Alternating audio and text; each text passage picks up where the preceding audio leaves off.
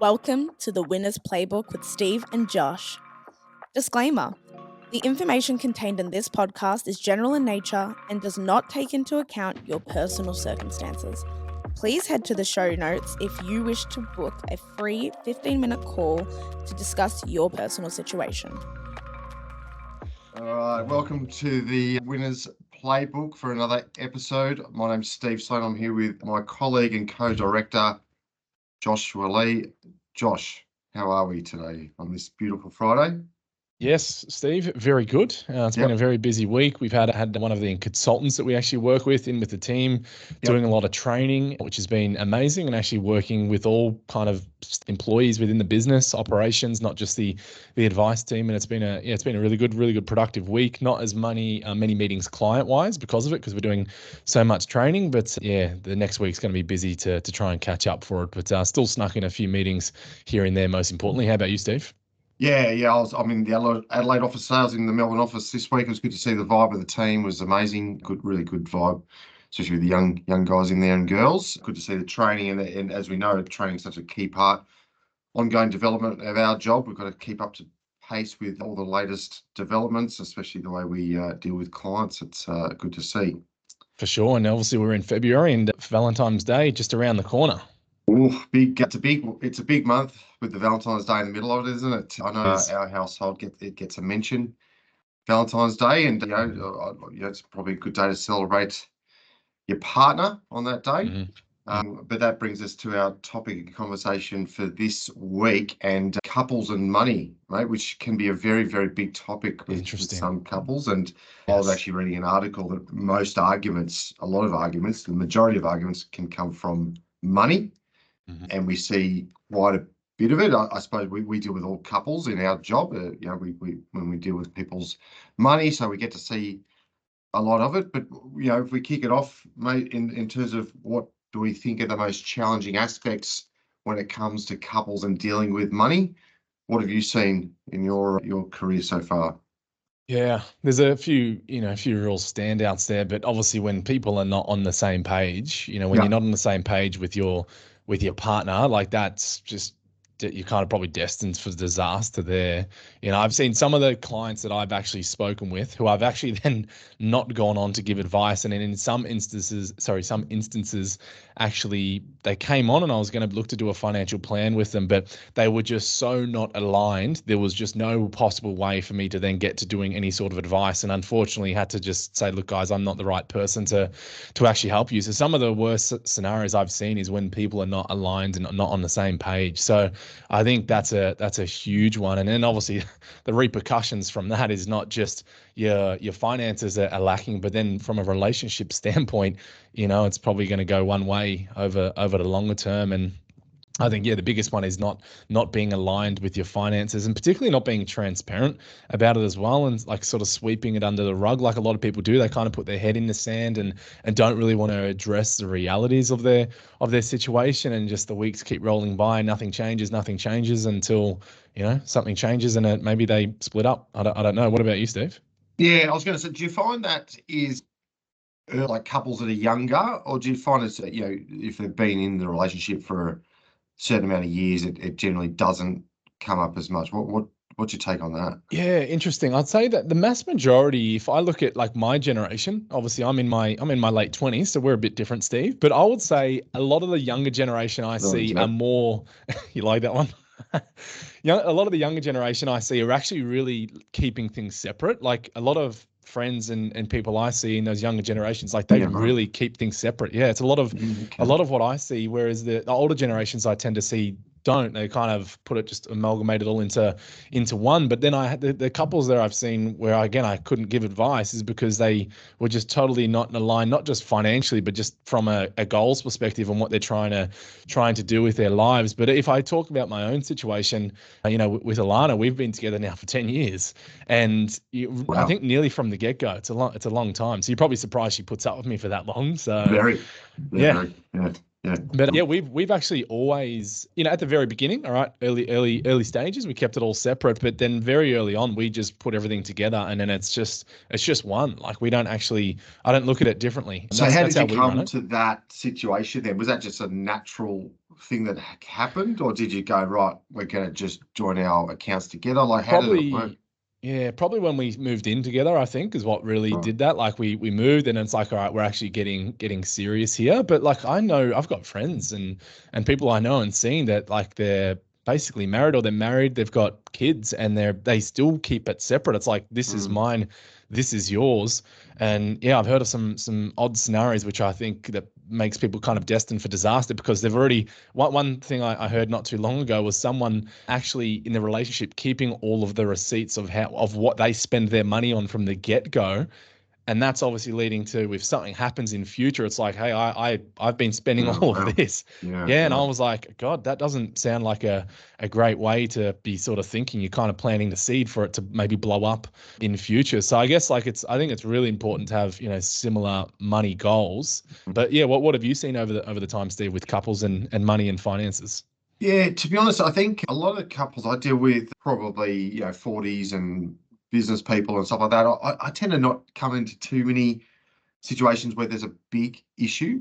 I have had the odd one or two. I think most of the couples I deal with generally have joined forces and know each other well. But I think definitely they're on the same page. As you said, the issues become when you're really not on the same page. Sure, you can have discrepancies every now and then, and oh, hang on, you shouldn't have spent that or that. That's pretty normal. I think for any couple, and that's nothing to really worry about. When I'm talking about the serious stuff, it's really when you're not on the same page. Like you clearly got different ideals or ideas about what. And I think most of the time when I do think about where those issues have come from, is because their parents did it a certain way. One of the couple's dads or mums spent money or had visions of money and how to treat it differently to the other one, and it stemmed from that. And often this is where a good advisor can step in, right? Because often you've got to change the ideals of money and how it works and what it's there for, and having a third party engaged in that is where it's key. But if I think of Mim and I kept our finances pretty separate, probably for a good couple of years into the relationship. It was probably definitely as we got married, it changed, but it probably took me a while to get my head around joint finances in a way. I reckon, like it wasn't really about spending the money. I don't think I was never too concerned. She didn't do anything out of the ordinary, to be honest, but it was probably just getting my head around joint everything, and I, and that was a bit different for me. But once we got kids and married, that all changed, and now I don't even really think about it. Sure, I watch money like a lot more. Like I think we had a conversation the other day about looking at your bank accounts. I look at my bank accounts every day. I know where it is, what's going on, and just tracking. And that's not because I'm worried about what's being spent as such. Like, I've got probably Disney Plus and all the stuff for the kids and all the jazz to keep them entertained. But it's just about understanding where it is, what's going on, and getting a clear picture. Where Mim would have no interest in doing that, probably ever, to be honest. But that's cool. So yeah, it's different. But yeah, I think, and I think just touching on the point made about, okay, so say you've got a couple that is a bit, not aligned, right, to the goals, and you can tell there's some friction there. What can they do about it?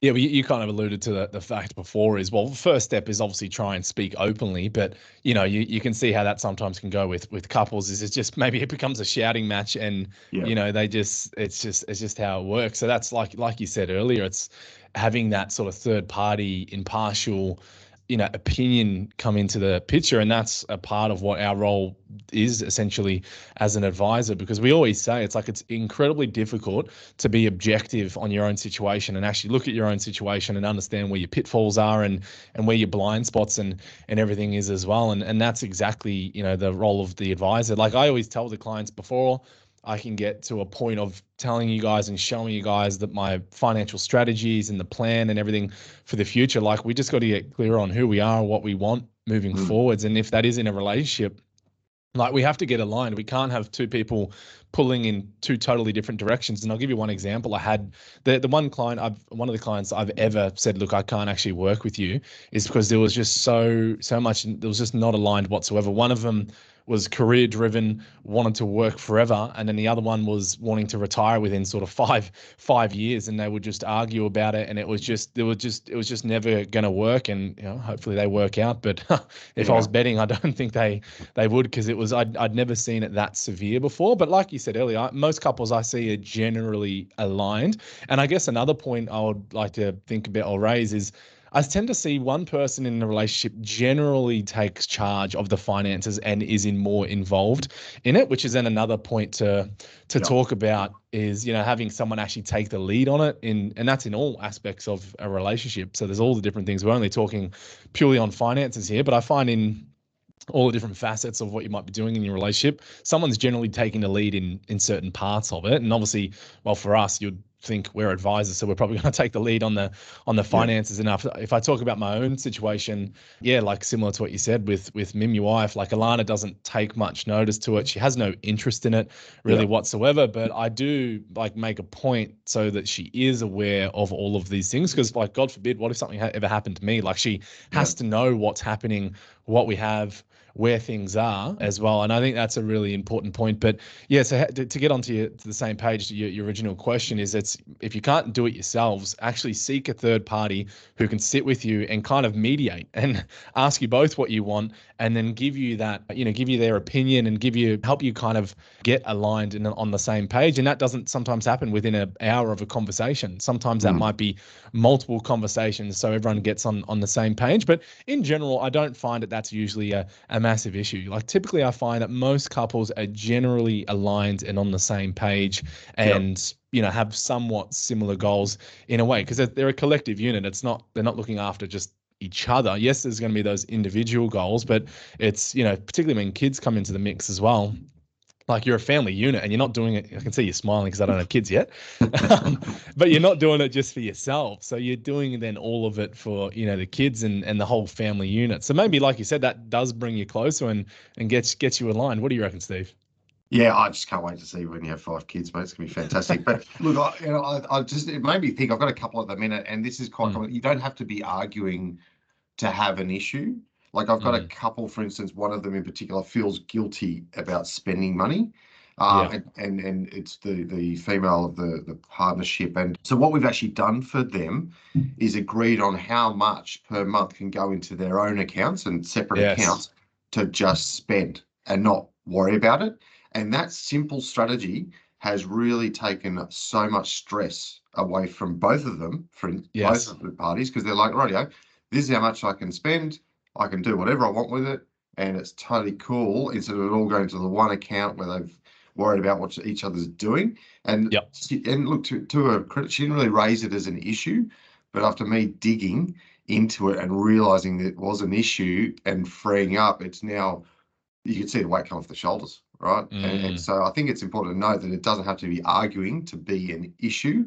And I think that's where it's really important to get that third party view on the whole picture, because they can sort of step out of the bubble and give you that really good input into, okay, what's fair, what can we spend here by saving for our future, the kids, tick, but also enjoying life at the same time. Yeah. And so that was leading to the next point of like, so what ways do people sort of split expenses and like tackle those goals? Is that the main one you typically see, is like have a separate account, or you recommend have a separate account each, or as an individual, to have your guilt-free spending? Yeah, I'm a fan of it. Having your separate accounts, you can allocate some money to yourself and do that. I think so. And obviously have a joint account with all the big expenses and all the bits and pieces that you got to pay for in life, mortgages or rents or, whatever it may be, bills. But definitely, I don't think there's any harm. Absolutely, you don't have to do that. You can have joint. That's totally cool too. But I think as long as you're on the same page, that's fine. But I think, I'm a fan of it. I do it with Mim, and I think it works really well. You're not talking huge sums of money, because most of the money goes, let's be honest, on bills and rents and mortgages, etc. But I think it's a good way to just have, that's mine. I can do what I want. Relax, have your own account, and go from there. It works really well. Yeah, no, I agree. And that's exactly what I've had to do in my situation, because it was for a period of time there, we had all the separate accounts for the different expenses, but our main everyday spending account, we both have access and visual of it. And I'm a pretty simple guy. Between, work, going to gym, with Alana, there's not much more I do in my life. Like, Yeah, but maybe I buy a bottle of whiskey here and there. Like that's, that's kind of me. I don't, get out to the clubs like you do, Steve. So I'm pretty, true. I'm pretty low key. But the thing is, for Alana, like God, she was, and she's gonna laugh if she listened to this. Like she was notorious on buying gym wear, and Gym I know not a lot of ladies are like that. Like they just love the gym wear, leggings showing up, every week, new leggings. And if you've seen her collection of leggings, like Not Jesus, cheap. yeah, and they're not cheap. And then it got to a point, and I'm like, do you actually realize like how much is going out here? So then what we did, so talking about what we did is to first of all get on the same page. We went through an itemized, like a budget spreadsheet. Anyone can go onto moneysmart.gov and there's a budget spreadsheet and go through and literally list out first of all what's coming into the household. That's your start. And then it gives you the itemized breakdown, put in all your bills, put in all the other expenses.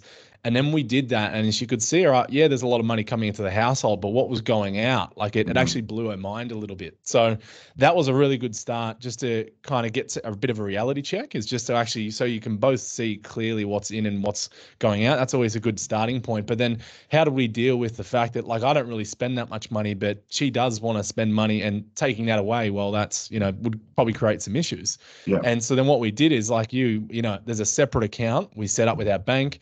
I don't have any visual on it. It's her everyday spending. So we still have our joint everyday spending, but then she has her actual own everyday spending, which is then every single month there's a certain amount that goes into that account. And she does what she pleases with it, and I can't see where that money goes. And mind you, that first of all, it actually made her think more about the money that she's spending, because it was like there's a limit to it. So it actually made her consciously think more when she was buying things. Whereas if it's just no limit there, you just repeatedly do it, and it doesn't, there's no feeling there at all. But when there is a limit, it's like, yeah, there's no value. And then, so when there is that limit, whatever it may be, it's like, all right, crap, I've actually got to make this last for the month. And it makes you question if you really do want those items. So that I've seen work a lot, and have done it with couples. And it's going to be different for everyone. So it could be you both have your individual accounts each. Maybe you don't, you just have it all in your everyday. But particularly, if you've one spending more than the other, having that, but actually having a parameter around what you're spending in each of those categories, I think is hugely important. But for us, I keep really everything else joint besides that, because like I said, I don't tend to spend a great deal of money. Yeah, totally agree, mate. I think that's a good strategy. And mate, any other tips for the guys out there if they're looking to join forces with their partner? What are some of the things they should be looking into? Yeah, I think, well, one question is then always then, and I get this every now and then, is, well, what about, if people have different levels of wealth, maybe getting together in a relationship. So how do you account for that? And kind of what I was saying a bit earlier about, well, what if something ever happens down the line? Like what if you split up or you divorce? So what really happens there? And I guess, that's not a nice conversation to be had. But if you are going into a relationship and there are vastly different levels of wealth, well, having a prenup, like actually speaking to a lawyer, like a family lawyer, and upfront, and there's nothing wrong with that at all. And I do get that question quite often, is like, okay, we're happy in this, but like, what if something goes wrong? And I'm sure probably everyone knows situations where they've seen couples break up and it's just gone wrong. I've seen that plenty of times. But if you just go into it upfront and honest, and maybe you have a mutual agreement at the very beginning and you sign off on it, but I suppose if things ever go wrong, it can always still get messy regardless of that. So it's never going to be foolproof. But, having that honest conversation up front, I think is really good. But I think the key is just to really get aligned. Like when I look at like the wealth that I have with Alana and, say our family, I don't like view it as mine and then or hers. Like it's just all together. And if I'm honest, I virtually have nothing in my name. Like she has everything in her name. So, all of the properties, all of the, like I have a little bit of shares in my name, like that's it. So it's like people would look at that and go, oh, well, she could just run off and take it all. But it's obviously not that simple. But I don't like look at it in that way. So we're like totally aligned now for the fact that, if we were to keep it separate and keep going 50-50 on everything, like it actually wouldn't result in the most optimal outcome for us, because like tax purposes and, being in business is a big one, because any assets in your own name are, could be subject to creditors. If something goes wrong with Link Wealth or the businesses that we're involved in, there's actually a risk for having all of those assets in my own name. So you gotta think about a lot of those things. And that's another probably point to hit on, is like, if you are in business,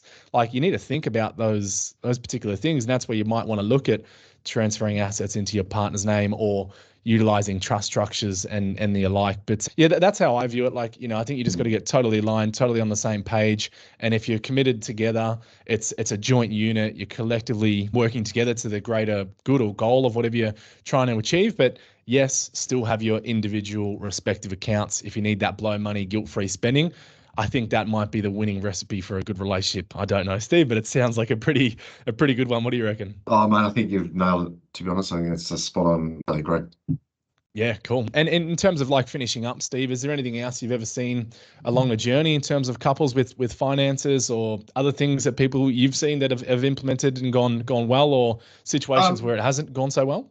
Yeah, look, I think just in general, where you're structuring up your assets jointly, as you just said, it can be very beneficial. So even if you're working as an employee, looking to invest, when that strategy, you definitely want it as a couple strategy, because, from a tax perspective, we need to move it between the couples. And so like family trust structures, etc. So that, you absolutely have to be on the same page to maximize your wealth. All right. So don't worry about the spending category part of it. To maximize wealth, grow wealth, we need the couple on the same page. It's as simple as that. So if we're not there, we really can't do our job properly. Yep. No, I totally agree, Steve. So I think we've dropped some nice little nuggets in this podcast today. So guys, we're going to wrap it up, and appreciate everyone that's listening. And if you are getting some value from this, please give us 5 stars on Apple or on Spotify if you're listening on there. And as always, if you do want to actually have a chat about your personal situation, because obviously this is the stuff that we do on the daily with our clients, you can jump on the website, take your pick of any of the advisors and book in just for an initial chat, and we can actually first of all understand if you need any help from us whatsoever. But if not, appreciate you all listening. And Steve, I'll see you on the next one. See you, mate. Have a good day. Done. Bye. Cheers, mate.